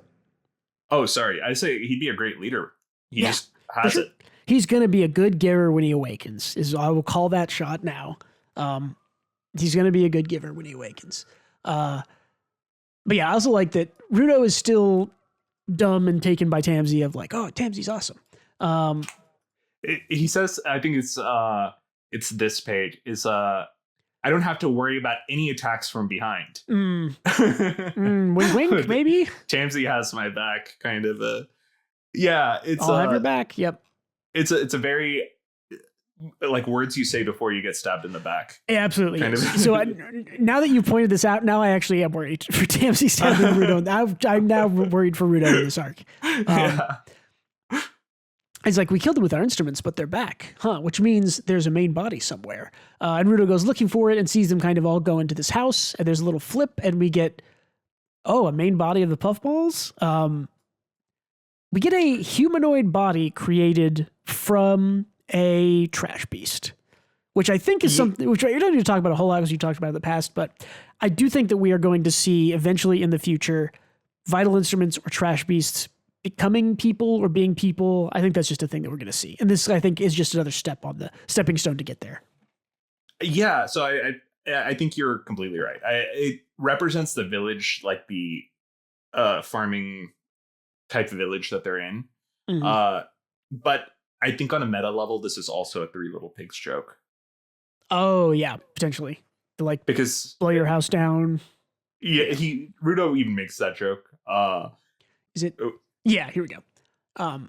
Yeah, and this is again, he uses a hairdryer, has his name on it, turns into this big like dryer thing. It's like blow your plan down. And he just I love that he is the cannon's base. Yes. It's like animalistic fighting. Yeah, he's a wild child for sure. Yeah. It's great though. I mean, it's so dynamic. The art's great. It like the side of it whirls up.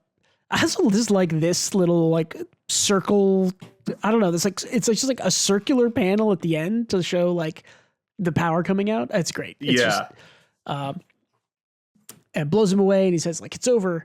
He weaponizes 2 items at once and fights with both of them. He's completely mastered those gloves. Such a waste. This is the second one you were talking about. Yeah, he said it again. Yeah. So this is I do think that it's maybe just the gloves. Like he thinks those gloves would be better suited to somebody else like him, or I don't know, something like that. We'll learn. It's like this one is the one that's like kind of impossible to know. Yeah. Because we just don't get Tamsi yet. Not yet. No, we know some of what he's done, but we don't really know why. So definitely one of the big mysteries. And follow notes here like, oh, was that really the main body? And then we get our last chapter of the volume here, 121. My first note here is just like, so Follow has an inferiority complex. Oh yeah. But yeah, we get Darkness Falls. Like, hold on. He's like, don't turn off your powers just yet, Rudo. Like, you've used 2 instances of your powers, so if you make them go away, you only have 1 more use left. Strong powers are not energy efficient, he says. What else should we do? He's like, that's the spirit. And then Follow's like, Rudo has something I don't. So sad. He's like, pride in other people's opinions, they only get in the way. I don't have what he has. I just have to get it. This is like emo boy. He's like, Rudo is like, could you tell me the secret of being a giver? It's like, it's like a really bad time to ask, man. Yeah. Also, it's like really bad. You see the guy coming out of the back. Great panel. Yeah, we see again the Tamsi doing a little bit of fighting, but it's like, it's prepared against their nets and their wind. And if they beat this one, we'll see another trash piece of the new plan. Like there's something moving them as pawns. Gasp. Follow realizes. Of course, all these trash pieces are coming out of that house. If you think about it, it's simple. It's in the house. The main body's in the house. And they're like, Follow. He has this inferiority complex. So he's like, I'll go do it myself. I'll go figure it out. And then I'll beat the main body with my hammer that is unempowered because I am not a giver. He gets in there and he's like, huh, what? And it's like, oh no, I think he says like, I was wrong. It's not in the house. It is the house. And the house starts to like try to eat him. Rudo talking shit. He's like, I don't want to see any more of you. It's like, I'm sure you will. That one didn't seem to be the main body either. And Follow's like, I found the trash piece main body. And he's like, got blood pouring down his face. Yeah. He actually gets splat and like shot out of the house. He's like, it's the house. And then, Rudo, again, the wrong thing for our emo boy Follow. It's like, stand back, Follow. You're not good enough. I'll take care of this. Well, he didn't say you're not good enough, but I'm sure that's what Follow heard. That's what Follow hears, though. Yeah, for sure. I bet. It's like, Rudo has something I don't. He's like, again, he's just like, excuse me. That's the end. So this is what a abrupt ending. But kind of Urana does that. She does this a lot. It is what it is. I do. Yeah, I like Follow a lot. So his emo boy arc, I anticipated ending like after this, and they'll have healthy discourse because that's kind of how GACHIAKUTA goes, right? They just kind of talk it out. That's what I feel will happen. Yeah. So you don't think that Follow's gonna turn and be a bad guy or rebel against Rudo? Like not for more than a few chapters. Yeah. I would agree with that.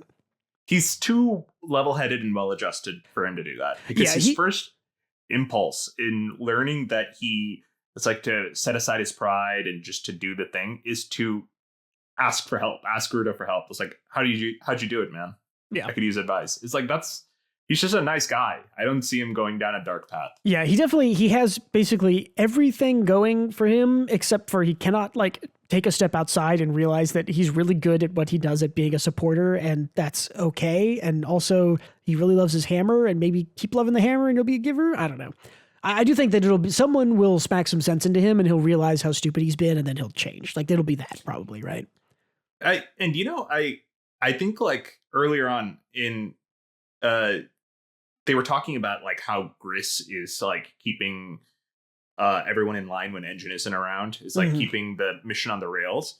I think Follow is even if he doesn't become a giver, I think he's going to understand the value of what he does, even if other people don't understand the value of what he does. Yeah, I think so. Yeah, it's like the ligaments in the joints that keep the joints working. You know, he is like an essential part of this organization. Yeah, but absolutely. I also definitely think he's just going to awaken and be a giver eventually. Like the hammer's been made too much of a point. Yeah, I don't know. I don't know. I hope he doesn't, because narratively, I think it'll be more satisfying for him to accept himself. Yeah, I think that when he accepts himself, I think he'll just awaken into a giver. That seems like all the hints are going there, but I don't know. We'll see. Yeah, I guess so. I think this is a stretch a little bit, but I think it's interesting that in this Three Little Pigs analogy with the huffing and puffing and blowing the house down, that our cleaners are the wolves. I wonder if this is just a throwaway joke by Urana, and it's just like a meta joke, or if we're supposed to read into this and presume that the trash beasts aren't is it to reinforce that trash beasts aren't malicious, malevolent entities, and in their own way they're just trying to survive? I don't know. Yeah, I don't know either. I assume, I think it could work both ways, but likelihood it's probably just a joke.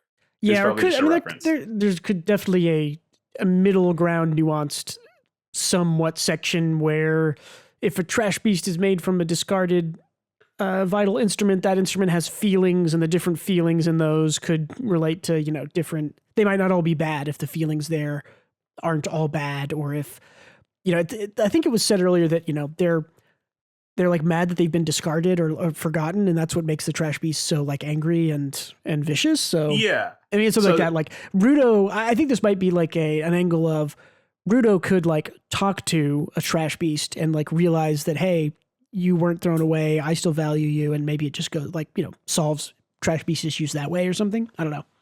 Yeah, I could very well see that happening too. And it's like the pigs were the victims in like the nursery rhyme. So I think like if we are looking a bit too deep into this, it's a deep dive after all. We can say that the trash beasts aren't evil and they're just doing their own thing. And yeah, I think as we approach the end, which I don't think we're close to, we'll kind of have like a resolution that's not, I need to kill every trash beast on this planet for everything to go back to normal. Yeah, for sure. I definitely see something similar. Also, final note on Three Little Pigs. The point of the Three Little Pigs story is to take your time and build your house with good things. Good point. The lesson really is that don't build a fast straw house or a wood house or whatever when there's dangers. Like, and don't listen to the haters. Yeah, exactly. So because the pigs who made the brick house, his brothers were a bunch of haters and they died terrible deaths. Correctly. Yes, don't look down on others for taking their time to do things. So maybe the flashback is saying, hey, Follow, don't listen to the haters. They're going to die. Yeah, keep being an emo kid and you will succeed. True. I'm just coughing it up today. Cool. Overall thoughts and feelings on this volume, Gautam. How'd you feel? What do you think? I loved it, even though it feels like not much happened. Because not much did happen. It was more like character building and vibes based. Mm-hmm. But I really enjoyed myself. Yeah, I think this is definitely our sort of setup volume, and next volume will be a lot more action-packed stuff happening. I think that I think she just works like that when she writes. So yeah, I really like this one. I thought the reveals and the lore stuff that we got was great. I think it is cool to me that we did a deep dive and called out a lot of the things that were happening. That gives me confidence that, we're going to be right about more things going forward. And it's cool to see. It's cool to see that paying attention to a series and doing a deep dive is rewarding in that it rewards you with the feeling of, we did it. I guessed it. It was good. And the author and the reader, that's a conversation you get to have with the author that I think is cool. I agree. And I value, I think there's a lot of stuff that doesn't do this. Even like good character stuff, they usually go to like heavy character moments where like broiling emotions are involved. Mm-hmm. But there's this moment in One Piece in the Sky Islands where Usopp is just making Luffy crack the hell up by doing impressions of Zoro and Sanji. And that's like such a memorable moment to me because it's like it establishes relationships in like low stakes situations between people. And I appreciate the banter too. I feel like you get to see a side of these characters that you don't really see in a lot of other things where it's just them chilling and vibing with each other. Yeah, that's great. Yeah, so I appreciate the downtime chapters is what I'm trying to say. Yeah, me too. I as we've both mentioned, often like them more than the action chapters, which are still good, but the character work and the lore stuff is really, really good in this series. So I agree. Cool. Let's see. Rio backstory stuff slowly. Yeah, I'm trying to see if I have any more notes here. Hard to tell where the follow stuff is going exactly. Yeah, love the reveals. Really helps tie together the cleaners into the story, not just have them working against Rudo. I kind of a last note, I guess, is that I was unconsciously worried previously that like, oh, well, if Rudo wants to learn these mysteries, but the cleaners are worried about the trash beast, then, the Rudo being a part of the cleaners means that they're not trying to do the same thing. But it's a nice tie-in now that, yes, Rudo being a part of the cleaners, they actually do have the same goal because of all the Corvus stuff. So I think that's good. Just a good tie-in reveal there. One thing I think I'll note here is I think Corvus has the wrong approach to solving this mystery. Mm-hmm. In that he is an island and he's doing it all alone. Yeah, keeping secrets instead of being open about it. Yeah. I think the moral that Urana will eventually try to impart is that Rudo will be successful by relying on the people around him and trusting in them. Yeah. I think that's a good guess. I think that's very, very, very likely. Yeah. Cool. Anything else on volume 14 of GACHIAKUTA? Can I give you a Hail Mary ending prediction? Oh, yeah, absolutely. I'll write it down. Rudo, Engine dies at the end. Okay. And Rudo becomes the next engine. Okay, like a time skip. Rudo's finding new yeah, because Engine's a title. Yeah. Engine is not his real name. It's just a title. I see what you're saying. Rudo literally becomes Engine, named Engine. Yeah. Okay. I don't see it, but it's a Hail Mary, so we'll see. Well, you know what? Engine inherited his title from a non-biological That's true. person too. So that's true. I see it. They're so similar. I that's my Hail Mary. I'm committed to it. I wrote it down. And if I get it right, we'll make a 2-hour discussion about it. All the things we guessed that were correct. Yeah. Cool. Is that it then? Yeah, that's it then. All right, let's get out of here. Hey, thanks again, everybody, for listening or watching. Stick around here for continued discussions. We'll be doing those as the volumes come out. Be sure to check out the Patreon if you want to support what we do and get some more book clubs throughout the year. Check out Twitter if you want to see more thoughts and posts. If you are a weekly manga reader of stuff like Shonen Jump and others, go check out the Weekly Manga Podcast on this very channel. If you enjoy our discussions, you can check out our other book club deep dives. We just started one on the Apothecary Diaries, which should be coming out a little bit more steady than this one because we don't have to wait for volumes to come out every 3 months for that. So go check that out. I think that's it for this episode of the GACHIAKUTA Book Club Read Throw. So adios. Goodbye. And don't forget to read more manga.